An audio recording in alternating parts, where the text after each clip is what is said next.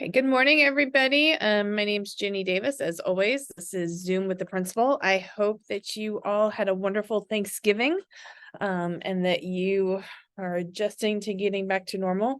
I'll admit I'm very tired this morning. You know, when we talk about our sleep health and everything, one of the things that, I talked about a couple weeks ago was having, your normal bedtime routine. And I was just thinking, I did not do my normal bedtime routine last night. And I'm feeling the results today. I did not sleep as well. And it's like really remarkable. Like, hey, you got to practice what you preach. Because yeah, I woke up very tired this morning. But what our topic is today is family communication. And I realized yesterday when I sent out the reminder for this meeting that for some reason I didn't update the topic on the newsletter this week. I don't know if you guys noticed that. I don't know what happened because I wrote an update. I thought I had posted that on the newsletter and apparently I didn't. But today our topic is family communication. We might have it might have been better to do this topic before Thanksgiving, when you have a week home with your family. But I think actually, maybe you had not great family communication over Thanksgiving break. And so this is maybe timely, like thinking about how can we do this better. So I did a lot of research. Well, I didn't do a lot of research, but I did some research yesterday afternoon about this topic. And I came across some, interesting articles about family communication patterns. And I wanted to show you guys, let me get on the right thing. It's a little bit blurry, but I'm going to share my screen. Oh, get that out of the way. Okay, you guys can see my screen all right. So what this is something somebody came up with. This was, let's see, family communications patterns theory. It was developed and pioneered in 2002 by Askan F. Corner and Mary Ann Fitzpatrick, which I'm assuming are family psychologists. And so what they did is they studied family communication patterns and found that families tend to fall into one of these four quadrants. And that sometimes, family communication patterns can be passed on by generation.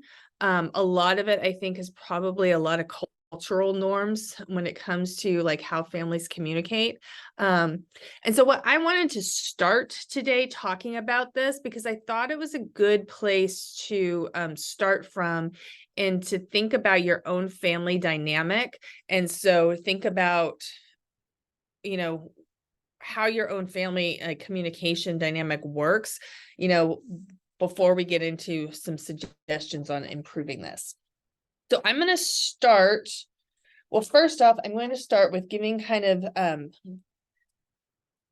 what this talks about. And if you look at each of these four quadrants, the consensual, the pluralistic, the laissez-faire, and the protective, they talk about conversation and they talk about conformity. So I'm going to give you a definition of what these two terms mean when in this framework. So conformity is the idea that a family expects its members to conform to shared beliefs. So conforming, like just like it sounds, like you're conforming to like a set of beliefs that the family believes in. Conversation happens when individuals discuss their beliefs. Conformity in a family means there is an authority who expects alignment with expected beliefs. So like, this is what we believe as a family, and everybody's expected to step in line. Conversation allows for openness between family members and discussion of individual perspectives that leads to greater understanding, meaning you don't have to like all share the same beliefs within the family. Okay, so hold on, I gotta let somebody, oh, there we go. Okay, so I'm going to start up here in this top right quadrant, the consensual. This is a balance level of both conformity and communications or conversation. So there's high conformity and there's high conversation. So there is like definitely within this consensual, like there's like a set of beliefs and like an idea that you need to conform, and like this is what we believe in and as a family. But there's also a high level conversation. So like they're able to talk about it. It's not like you must believe what I believe and like that's it. So there's, it says, while there might be resistance to conformity, there's also a freedom to have an open dialogue. In consensual families, one will often see resistance to restraints in teenagers. However, because there's a high level of conversation, they are less likely to have ongoing disagreements with the authority figure. I would say, like, within my own family, I feel like we fit most in this area. We definitely have like, these are our set of beliefs and how we look at the world and like that sort of thing. But there's also conversation, and if you disagree, let's talk about it. But at that same time, like there's a lot of debate, and like we're gonna try to, like, my husband and I with our kids, no, we're gonna try to teach you this is the way you're supposed to believe. Fully admit that that's what's going on. Okay, in the pluralistic family, this is kind of an interesting one. There's high levels of conversation with low levels of conformity. So there's a significant level of openness and dialogue. Conversation leads to so they're talking about when like you have conflict within a family. Conflict styles, like if there's conflict in the family, in the pluralistic type of family, there's a lot of collaboration and compromising going on. Every member of the family is valued equally, and there's no single authority figure who gets the final say. So I think in this, like, the kids in the family have a way higher, they're kind of like equal to the adults in the family. So I definitely, I don't know about you guys, my family, we don't, I guess as my kids have gotten older, maybe like we fall more into this. But definitely when they were young, they weren't setting the rules. I'm now going to jump over here to the protective type of family. This is low conversation and high conformity. So this is like where the belief system of the authority figure is prioritized above all else. So in this type of family, there's usually like one parent figure, like they say an authority figure, but there's like a person in the family that like sets all the rules, and like they're the ones that like what they say goes. Sorry, my screen all where I can't see the participants. So there's in this type family, the members of the family must conform to the family beliefs to be accepted. Otherwise, there's a lot of drama and unhappiness. There's definitely like, you have to like follow, like, this is what the belief system is. And then you have the laissez-faire family, which I think is interesting. The laissez-faire family is low levels of both conformity and conversation.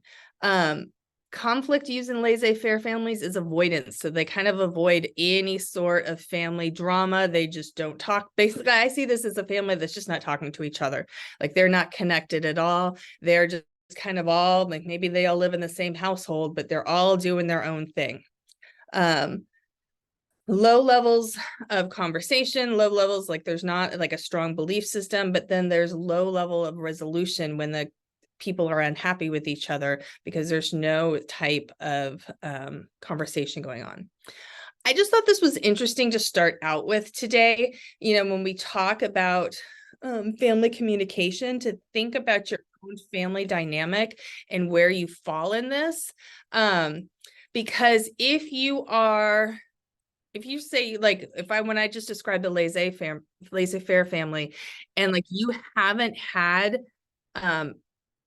a culture of conversation and like talking as a family, bringing in family communication, that like you're starting like from a very like low, like a bottom of the playing field type thing, where you're gonna have to build up to this. You can't, like, if you just come into your kids and like all of a sudden you're gonna like want to like ask them all about their lives and you've never done that before, that's gonna be more difficult. They're gonna look at you like, whoa, you're gonna have to ease into this a little bit. Same thing of like, if you look at like your family and like the protective family, like sounds like, oh, that's our family. Like I set the rules and like there's no conversation about it. Like this is what the beliefs are, and there's no give and take with that. And then you have, which often we do, a rebellious teenager, and you're wanting to talk to them and find out what's going on with them. Like that's something that you're going to have to like really kind of recognize and like look at your comfort level on, am I willing to compromise and am I willing to do this? So what's interesting about this, just because like your family may fall into one of these areas right now, that doesn't mean that's where you have to stay. But I just thought, I'm a fan of like looking at psychology and kind of like seeing where you're at, but right now, before you get into change, so you know where you're starting from. Let me stop sharing. I'm going to share my screen again in a little bit. And then you guys, if you have questions in the, of course, put them in the chat. You can raise your hand, whatever you want to do. By the way, I should have mentioned Ms. Gunter might be jumping on in a little bit. She had a meeting this morning, so she wasn't going to be able to be at the start, but she may jump on and join us.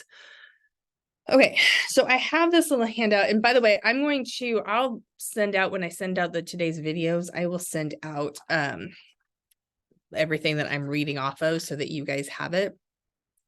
So this was a great little one pager. I actually found it on the US government, federal government, the Department of Interior website, which I thought this was like a little handy like thing that they put out. I was like, oh, that's kind of cool. And so it's improving your family communication. It says your family can provide a safe environment for family members to share feelings, thoughts, frustration, fears, hopes, and dreams. What's the single best thing you can do to improve family communication? Make a daily effort to talk with each family member alone and together as a family. So I read that and I was like, oh, wow. And I think my family's pretty good at communication. But do we do it? Do I, as the mom in the family, make a daily effort to talk to every member of my family, including my husband? So no, I don't. I probably try harder with my kids, but not so much maybe with my poor husband. So I thought it was interesting to like where they talk about, talking to each member of your family as an individual, but then also together as a group. And I thought that was another interesting thing. And so they've got some ideas that can help improve family communication. Their first tip is to become a better listener, which definitely is very important. I think most of us actually tend to be poor listeners. We think we're okay, but a great little thing to do is like catch yourself when you're listening to somebody, and are you really listening, or are you thinking about what you're going to say, and like what your like response is going to be? And oftentimes that's what we do. I definitely will catch myself doing that when somebody's talking, and I will be thinking about like, okay, well, this is what I'm going to say, but I'm not really listening to them because I'm thinking about my part. So the tips are, well, it says listening is as important as talking. When you listen well to family members, you encourage them to talk about what is most important to them. Sometimes a person can find a solution to a problem or discover the source of stress just by talking. Which I don't know if you have found that to be true. I definitely have. Sometimes I just need to talk out problems. I will often sometimes I go into Ms. Pereira, Nancy Pereira, our associate principal's office, and I will just be like, I just need to talk this out and vent a little bit. And then I like work out and like, I figure out like a solution just by like saying it out loud. I just needed that person to just be there for me to like, so that I wasn't talking to myself, basically. So their tips to be a better listener: listen to the whole story. Give your family member the opportunity to communicate with their thoughts, feelings, needs, or desires without interrupting. Listen for understanding. Put aside your opinions, thoughts, or conclusions until after you've heard what they have to say. So just like, let them talk, let them get it all out, and like, just don't interrupt, and just let them. And once they're done, then you can clarify meaning. So it says, guard against assuming what you know about your family member means. Let me say that again. Guard against assuming that you know what your family member means or feels by asking them questions to assure your understanding. Ask questions such as, do you mean, or I understood you to say, so that you kind of like, you listen to what they're saying, and then you kind of repeat it back to them to make sure that you have a clear understanding of what like they're trying to communicate. Their second tip, so the first tip was listening, and then the second tip is to improve your talking skills. Negative talking skills can stifle communication. To express yourself more effectively, you should learn to speak without attacking or blaming. Avoid starting a sentence with you. You guys may have heard this before, where you have to start with like I statements. It sounds like an accusation or an invitation to fight, which it often is. Instead, describe how the behavior situation affects you. Say, I think, or I want, or I feel. For example, I am upset because you two are fighting a lot these days. I want to have a more pleasant atmosphere in the house. So if your two kids, they're siblings, and they're fighting a lot, rather than just being like, you guys are always fighting, where you're coming at them as kind of attack, like, I am upset because you guys are always fighting, and this is how it's making me feel. And so coming at it at a different angle. Describe your feelings. Don't assume that the other family member knows your needs, feelings, opinions without you telling them. To express yourself clearly, use feeling words like sad, happy, excited, angry, worried. So like the example I just gave you, I feel upset because you guys are always fighting. So your kids may not realize that their conflict and their bickering is actually like making you feel a certain way. Or maybe it's not making you upset. Maybe it's making you frustrated, and whatever your feeling may be. Your family members don't necessarily know that that's how you're feeling. And I think like we talk a lot in these meetings about modeling. And so I think as a parent, being able to model this and say, this is how I'm feeling, this situation is making me feel this way, is modeling to them to talk about their own feelings and getting in touch with how they are actually feeling right now, and like, what is the emotion that they're having. So they give some additional ideas that may work well for your family. They suggest having a regular place and time for all family communication. Maybe it's dinner time, but then you also may have like a busy, life, where especially as we get into winter sports and they have a lot of games and practices, maybe family dinner time isn't the best time. So maybe it's something you do on the weekend, or something like that. But like having a regular place and time for family communication is a good idea.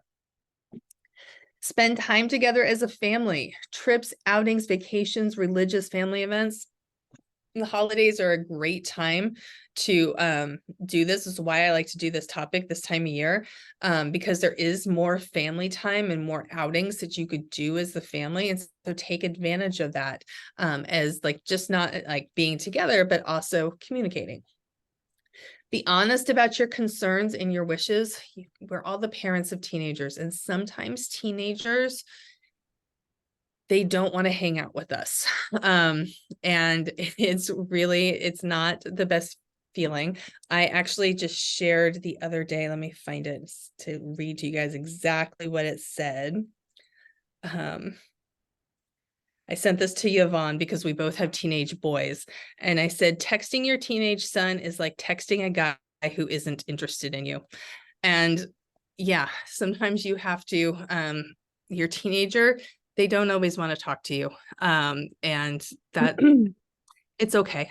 But keep trying. And again, be honest about like your concerns and your feelings with that, like this is where you'd be like, it makes me feel sad. Be open about your feelings. Like, it makes me feel sad when you don't want to talk to me. Guilt trip them a little bit. I mean, it's okay. They'll get over it. And maybe they'll be like, okay, we can talk. with teenagers, discuss an issue, explain your views, ask them theirs.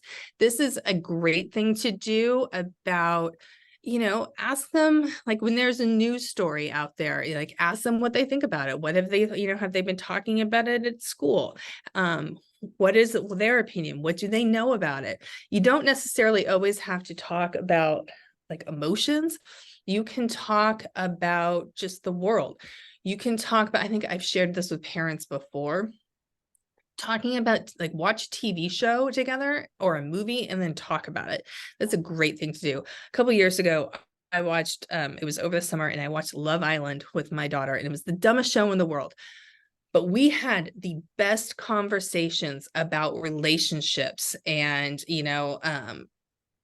how like relationships work, like loving relationships, like romantic relationships, and how they work and what consent means. And it was like this like jumping off point for us to have like really great conversations about really important topics. And it was all because we watched this stupid TV show together. So like look at those opportunities as opportunities. Like this is a chance to connect. Accept each of your children as an individual. It's so easy as a parent, when you have multiple kids, to kind of lump them all in together. But, they all have their individual personalities and their individual likes and dislikes. And so treat them each as individuals. Be supportive, which I know you guys all are. That's why you're here. But allow your child to make mistakes and encourage them to do their own problem solving. Work together to determine how a situation could have been better handled. So this is, especially as we get to the end of the semester and looking at, maybe their grades aren't where you want them to be. First off, allow them to make mistakes. That's okay. Like, all right, so maybe they ended up getting a C in Spanish. I just made that up. But they got a C in Spanish. You were hoping for a much higher grade. They were hoping for a much higher grade, but they ended up getting a C. Okay, like over that Christmas break, when we're in between the semesters, that's a great time to like sit down and be like, and be supportive of them, and don't like get on them and yell at them. Be like, okay, this is what happened. Be accepting, but what are we going to learn from this? Like, what did they not do well, and what could they do better? Do they need additional support from you? Is there anything that you could have done to help them out? Chances are probably not. If you're like my kids, they'll say, well, you need to make me do my homework, and you'll be like, oh my God, I nag at you about doing your homework all the time. So be careful about what you could do, because it's like really like figuring out how like helping them through the problem solving and figuring out what they could do better. And then finally, be aware of nonverbal communication too. Your family knows you well and will believe what your face, tone of voice, and posture say more quickly than your words. This is something I have to be super careful about.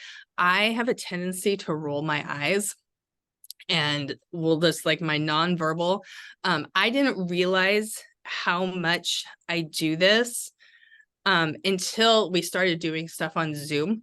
And then we would have like during distance learning, sharing, you guys, we would have like all staff meetings during distance learning, and teachers would be texting me like, Ginny, your facial expressions right now, my God, you're rolling your eyes. And I'm like, oh no, I need to really be careful, like poker face. So just when you're like, you're nonverbal, like if you stiffen up, if you like frown, they like be conscious of that, because your families, especially your kids, are going to pick up on that.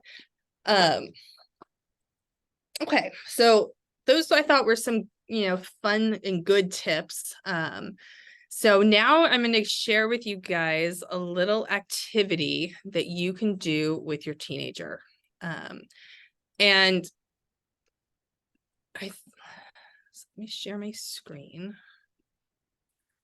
Okay, so this is how well do you know your teen? And so we're going to go through these questions, and I want you guys to just like think to like yourself, do I know the answers to these questions about my teenager? I some of you that have been around for us for multiple years, it's been a couple of years since I shared this. I know my first or second year at Piedmont Hills, back when we used to do these meetings in person, we did this activity, and I came home and I did it with my family, and I was convinced that I knew my kids so well, and I'm going to be honest, I didn't do very well. So if you don't know your kids and you don't do very well on this questionnaire, it's okay. But so don't feel bad, but it was a great way. It was super fun. And then we actually reversed it, my husband and I, and we had our kids do it about us. And so it was actually, it's super fun. Like, it was super fun that night, like just talking and like sharing stuff about each other. It was really great. So the first one, who is your best friend? Who are your enemies? What is your favorite music? What is your biggest complaint about this family? If I could buy you anything in the world, what would be your number one choice? What is your favorite TV show? What accomplishment is your proudest? What is the biggest disappointment of this past year? What non-school book have you enjoyed recently? Do you feel too big or too small for your age? What do you want to be when you grow up? What gift from me has been the most cherished? Do you prefer to do schoolwork after school, after dinner, or in the morning? Who is your favorite teacher? Why? What person outside the family has influenced you the most? Are you guys thinking about how your kid would answer? I hope so. What is your favorite family occasion? What would be your first choice for a family vacation? What would be your preferred pet of choice? What color would you like your room to be? Who is your hero? What embarrasses you the most? What makes you feel really angry? What is your nickname at school?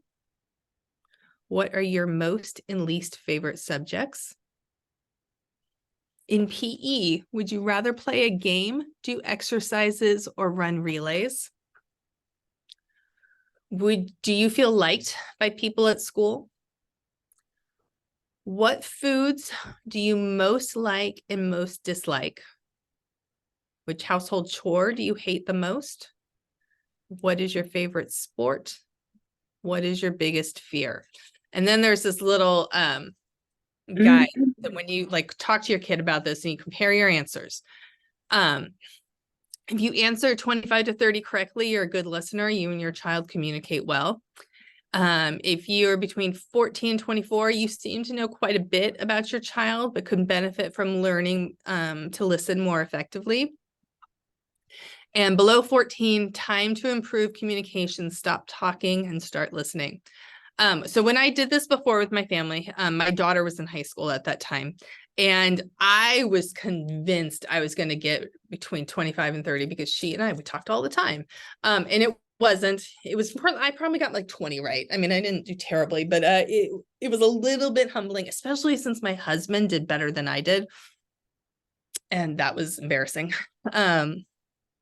But I'm going to be honest, and I have not done this with my son yet. I probably will wait till Christmas break to do it. But I think I'd be below 14 with my son right now. Because when I go through these questions, like I'm like, I don't know how he feels about that. I have no idea. I don't know who his favorite teacher is this year. I haven't asked him. I think having boys and girls, those of you that have both daughters and sons, like they definitely are different. Daughters are much better at talking. Sons are, wow, they don't, at least mine. And I like a lot of parents that they've said they agree. I will share out this document. Absolutely. I will share this out to you guys so that, you don't have to memorize it. But yes, I will share it out. So I know that I need to use this, but this is a great, I love this. And I, like I said, when we did this before as a family, we flipped it and we had our kids answer it for us, my husband and I. And it was, our kids were actually pretty good at knowing like the answers for us. And so it was really interesting to see how much they observe from what we just do and what we talk about. Okay, so guys, that was I'm gonna stop staring. I will share that out. Any questions, comments, things that have worked well for you as a family for communication? And one thing I would say, I'm really focusing on communicating with your teenagers because that's like what we primarily talk about, but this can work, these tips and everything work for all members of your family. If you still have parents or maybe you have siblings, my mother, as you guys know, my mother passed away a couple of months ago, and I am reconnecting and like discovering my relationship with my brother, which has been really nice. I was 2 years older than him growing up. We're not close as siblings, but the death of our mother has definitely like made us closer and navigating this together.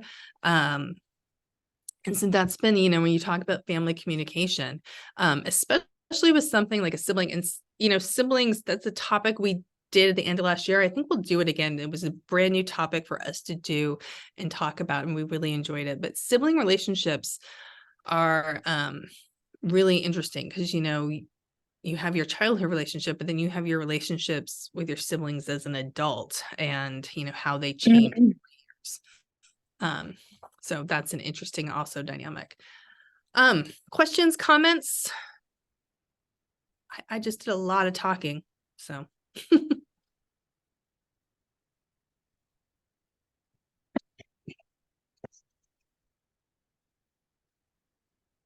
No, you guys are like, we're good. We're set to communicate. I would love it if you do this questionnaire with your kids. I would really love to hear how it went. So if you want to email me or just if you want to share next week in the chat, and everything, that would be, I would love to hear how that goes. So comment in the chat. One challenge in communication is when parents have different styles of addressing issues, which may or may not be similar. That is really, that's a really, valid, point, and definitely can be a challenge. So that's why, that's why I actually started with talking about, the family dynamic and how your family in that dynamic and thinking about, because that may be where you start. If you find that you're having, challenging, like family communication is a challenge, starting with your partner and figuring out how you can get on the same page. And even if your styles are different, as long as your like end goal is the same, that you like are kind of like you have the same goal, but maybe your styles are a little bit different, that can be okay. And that can actually sometimes like work. If you like Woohoos and boo-hoos. Oh, what's that?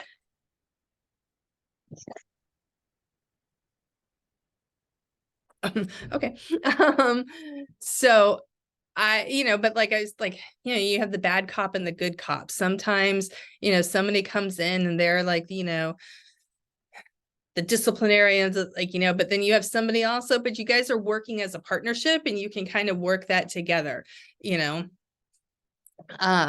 so that, but definitely, I think, if you have an issue that you need to talk to your teenager about, and you're worried about like your partner and you being on the same page, talk to your partner first. Like have that conversation with your partner first. And then like, so that you guys have a game plan, especially if it's something super serious. You know, where like you're worried like about mental health, or you're worried about drugs and alcohol, or like influence, like, you know, whatever it is, like if it's something that you're like, it's super, super serious, definitely make sure that you guys as partners are on the same page. And even if it's not, you know, a like spouse, maybe, you know, your own parents, like the kids' grandparents, maybe they're a really like large presence in their life, and like they do a lot for you, like they help pick up, and like, you know, so they're a large presence. Like getting the grandparents on the same page also, I think is really important, because that definitely, that can, like, if you have like what you want to communicate with your kid, but then your own parents aren't on the same page with you, that can be difficult. So yeah, that's definitely a dynamic that you have to do. Also, there's a little private chat, looking forward to the siblings relationship discussion. Yeah, I haven't scheduled that out. It'll be sometime in the spring. But that's it's a really interesting topic, the siblings relationship. I don't know. You guys may be able to tell. I love talking about this stuff. I think I probably in another life would have been a psychology major. I do really enjoy learning and talking about all of this stuff. So thank you guys for listening to me talk about it. Okay, so if there's no more questions, I'm going to let you go. I will give you what our topic for next week. The counselors will be here next week, and I think Ms. Pereira will be here next week also, because we're starting to, believe it or not, we're already starting to have kids schedule their classes for next school year.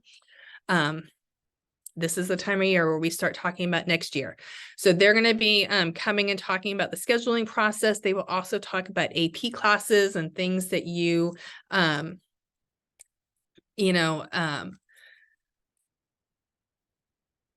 need to know about AP classes. So think about questions that you might have about that. So those of you that are parents of seniors and you're graduating and you don't need to worry about that anymore, congratulations. You have like gotten over that hump, and you get to worry about different things. Comment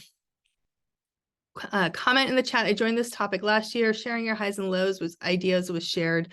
We've done it every day at dinner since. My 15 and 17-year-old love it. Yes, a 15-year-old too. Oh, that's so great. So you talk about like what was the best point of your day and the lowest point of your day.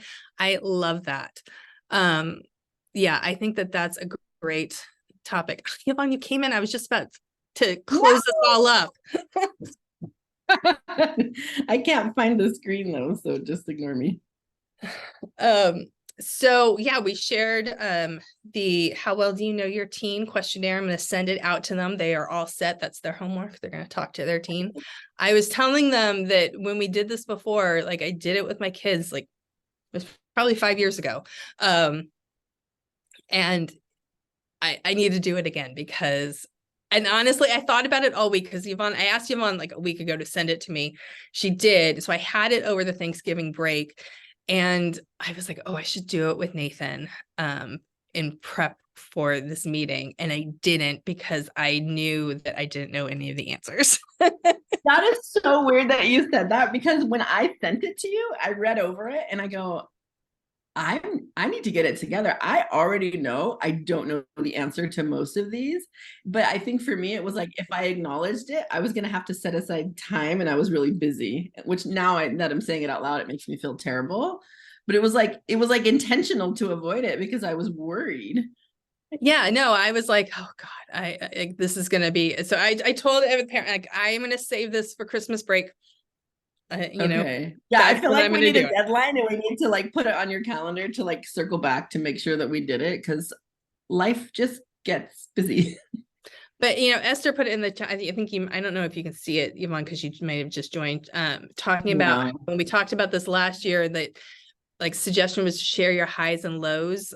at the every day, and so they do that every day at dinner, and I think that that is fabulous. First off, Esther, I really love that you guys are still eating as a family for dinner. Like I would do that too if we did that together. I know it's just been so busy, and I mean, I guess I could have done it in the car on the way home from In-N-Out Burger yesterday.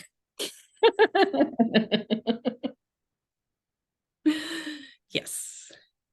I'm so sad I'm late. This is like one of my favorite topics because I know I fail at it all the time and I'm not an expert, but I love to hear that I'm not alone. So thank you for that validation in 5 minutes.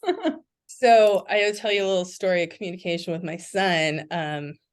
Last week on Black Friday, Nathan and I have a trust. My husband always takes my daughter to, like, usually they go to the city and they get up at the crack of dawn and they go up to the city, go shopping, and they just love to do that together. And then Nathan and I, because we both really want to sleep in on that day, we will go to Target usually around 11. And so the trick of going to Black Friday shopping at Target is to actually go then. I'm putting this out in the world and like you guys are gonna spoil my, like, that's when there's no crowds, but this when there's no crowds works out great.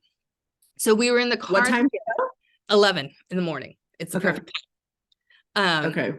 And so we were in the car together and I was like, Nathan, I need you to put together, you know, your Christmas wish list and like let me know what you want, and like so that I know, you know, what to get you, because he has very specific Lego sets, and right now he's super into Transformers, and so he has like very specific things that he wants. And so he's like, yeah. And then the other night he's like brings me this piece of paper. He's like, Mom, I've had this on the table for like the past 2 days and you didn't pick it up. And I'm like, well, you didn't tell me. So he wrote it and then just left it for me, but didn't tell me. And I'm like, no, you have to like tell me and like show it to me. So oh my God. And was it everything on there that you expected? I've got it right here because I was looking at it. I actually had to go back last night and go over it with him because the stuff is so obscure and so strange that I'm like, what? And then we had to have a real talk about, I'm not spending $300 on a Transformer. Not going to happen. Ooh, that's a tough one. His wish list is a little, well, my son yesterday told me, he's like, I want a gaming PC, which apparently is like $1,000. And then I told him, I'm like, well, remember we went to Thanksgiving, on Thanksgiving, we were in Disneyland. I don't know if I mentioned this before, but that was Christmas. uh-oh. Yeah, so it'll, you know, I always say every year, I'm like, I want them to do something to give back to the community during Christmas time and not have it be about them. And I never do that. So that's one of my things that I actually wrote on my calendar of like, I want to spend Christmas time trying to, you know, in my last few years, having them build character and help them be productive members of society. So we'll see. I'll keep you posted on how that goes. Yeah. All right. Well, Yvonne, I'm glad you got to join us for the very end. But parents, so like I was saying, next week we're going to talk about scheduling. We'll talk about AP classes. So that's what we'll do. All right. Is that not a time where I get to talk about stress in AP classes? No, but we've got the academic. The counselors will not be happy. I think that we've scheduled the following week for academic peer pressure. So as a follow-up. I'll be there. Okay, so, all right, everybody. Thank you guys. Have a great week.